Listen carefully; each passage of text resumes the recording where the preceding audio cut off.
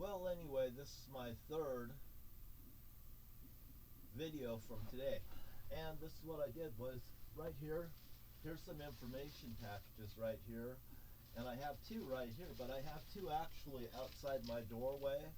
Right there, if somebody comes up, I could just hand it to them. And I've got pictures of the events and stuff right here on my side of my motorhome here. And on the other side of my motorhome, I have a scene of a bowling alley and stuff right here. I have a fire hall that's across the way that they like to sit there and have lunch from. It says no parking over there. It's abandoned, and that's no more than a harassing studio. You know, I've touched on things, you know, and I'm talking about my brother Jerry today. Oh, and by the way, this here is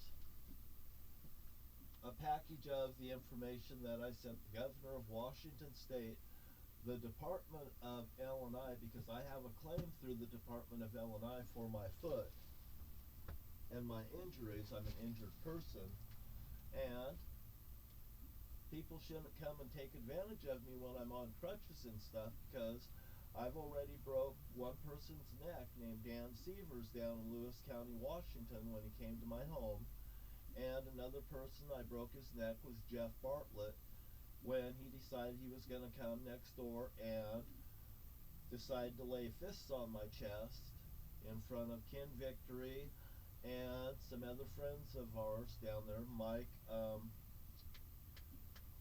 from Alaska, and let's see, there's 4 or 5 people there, and Jeff Bartlett decided to come in and throw some punches on me, and he bent my sunglasses that I had laying on my chest on a fucking thing, and I told him, now you bent my sunglasses, and then I hurt him.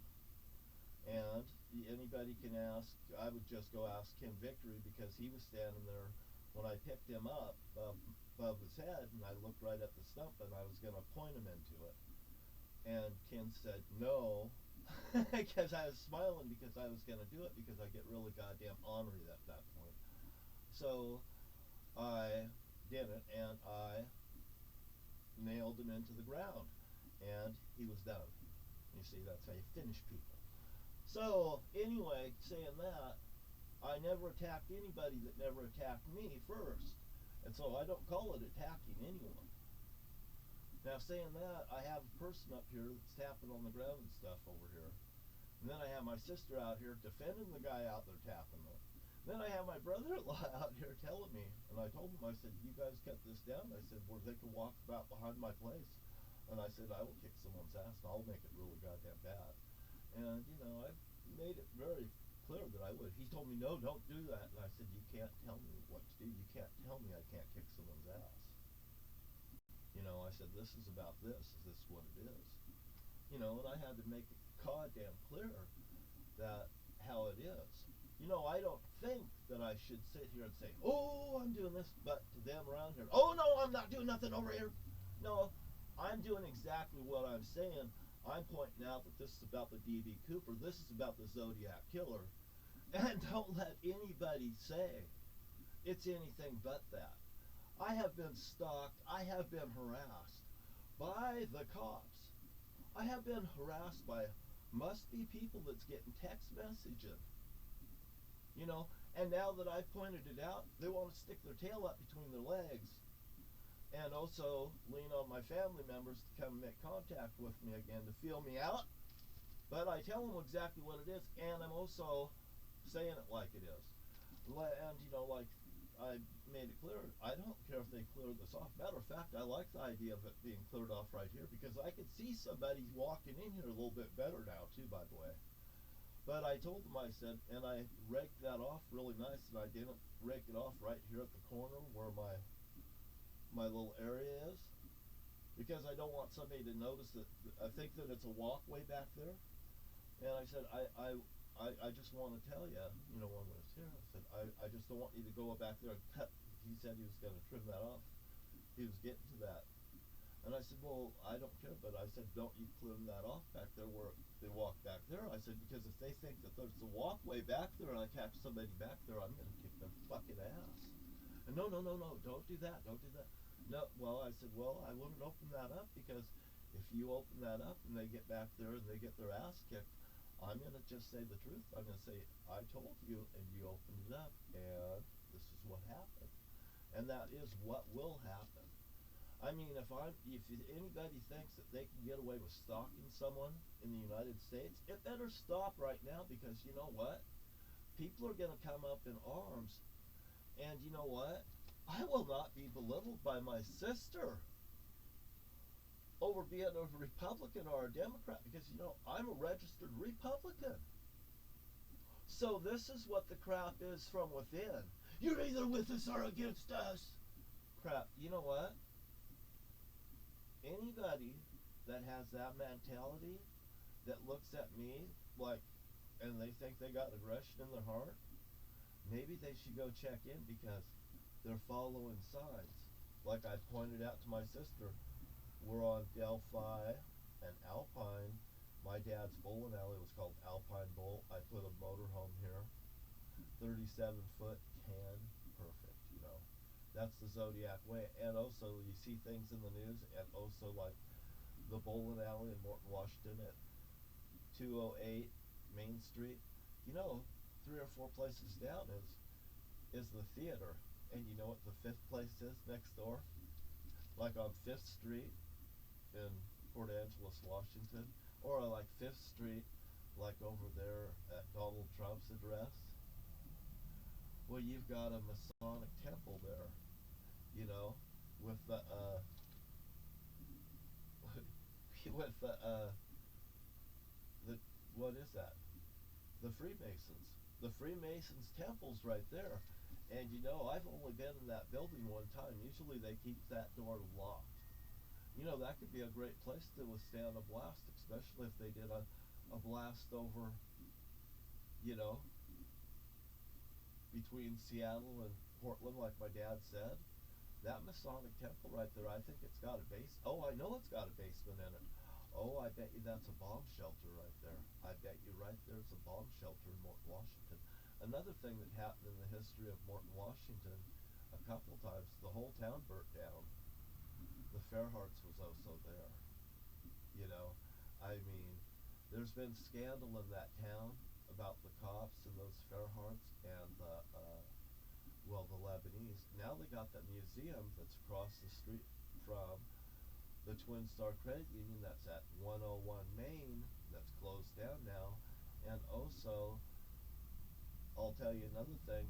Right there is the Moose Hall, and Jan Parks used to live there, and just down the street from right there from the Moose Hall going down was the Parks' place. Malin P. Kent, Malin Park Kent, Jan Parks right there. My mother was following signs, you know, Jan Parks is her friend, and she has Malin Park, you know, Malin Park, and Malin's an ex-cop, and they're hiding behind cops and stuff, and ex-cops. And even, Ernie even explained to me that his ex-wife, or no, not his ex-wife, his brother-in-law, his brother that passed away, his wife remarried a cop. Oh yeah, well, so the cops control people. You know, the cops are controlling people is what's happening. And another thing, my friend Skip Davis, who's a cop, got murdered up there in Morton, Washington. I believe it was 1976, 77, after the bowling alley got robbed by Russ Potter and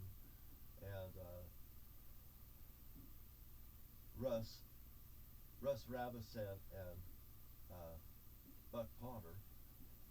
And you know, the funny thing is my friend Tim Claxton was sitting there watching for them when they were robbing the bank, robbing it from the inside. And I seen Tim outside, and I stuck up behind him, and I said, "So what is it we're looking at here?" And he says, "Well, we're playing cat and mouse with the cops, or I'm playing cat and mouse with the cops, you know, like that." I don't know what they're doing. Anyway, the next day I found out that the bowling alley was robbed. Did I tell anybody that my friend was outside the bowling alley watching for cops? No, absolutely not. It was my dad's bowling alley, Mitzi Fairhart's bowling alley. These Fairharts, and I've already been said my dad's your slave shit. I ain't saying nothing goddamn no. And I had a friend murdered on my bed, Terry Lance Shortridge. Lance Lancer is the middle name of John F. Kennedy's code name. They put it on that bowling alley, you know, Victory Lanes. I mean, victim Terry Lance. And then they did the Shortridge thing, stuck there on the front of that bowling alley. They've posed in the cemetery. These are people that the Dorsets that was there. The door is set for them to come in. They're following signs up there in Morton, Washington. My brother had a house that's brown. He had to have custom beams like inside that bowling alley, and when you look inside that bowling alley, you'll see the beams looking right in your fucking eyes, because that bowling alley is custom made from head to toe by me and my dad. My dad had lots of clues. They're right there in the open for you to see. When that bowling alley was built, there was a red carpet put in that bowling alley, and right there, a cop come through that bowling alley. He asked me, he says, have you ever seen a pair of these before? Have you ever had handcuffs placed on you? Here, turn around.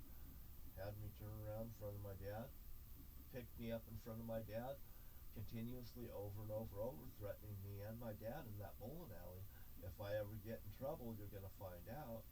Boy, I'll tell you what, I want to come to the cops if someone got fucking murdered. Why? Because the cops was behind it. The cops was behind the murders. The cops was the Republican Party behind the murders. And there was the openly wearing red, and and firemen and stuff, and I goddamn know it. And you know what? Now I see Al Sharpton and all those guys having this little late night with the black people and saying all this stuff, that. They have a nice thing. They could sit in there, play pool and stuff, and have a four-way between the four of them. But they're missing the boat right there. If the mayors and the cops are running the drugs in the town, and then they're taking a big cut of it, they're squeezing the people in the center, can't you see what's going on? No wonder there's people taken to the streets. And also, all these are people that are Lebanese and they're coming in from all the borders and stuff like this. Do you think that those people actually have a right to invade the streets and stop businesses from going, and for this country moving forward just because they're having a behavior pattern in their country? But their pattern is connected to this country through the cops and stuff actually inciting this here situation from within. And the Republican Party is absolutely involved in it. My name's John Wright, and I'm going to cut this off at 13. Hey, if we go up, Donald Trump goes down. Just remember that. Donald Trump goes down, we go straight up. And my name's John Wright, and my dad was the real hijacker. And if it wasn't so, I wouldn't be here telling you the truth. You know what? Let's get it right, and let's fix this now. I would sit down with black people. Would black people sit down with me? I had a friend. She was black. She had her hands and feet cut off. She's called Morton Jane Doe in Lewis County, Washington. They killed that woman as a threat to me and my family, and they're trying to do a racial war from within, and it's the cops. So don't get it wrong, people. We the people need to stand together against those that are empowered. Follow the money and you'll follow the criminals. And there you go. My name's John Wright, and I'm here. I'm red, white, and blue.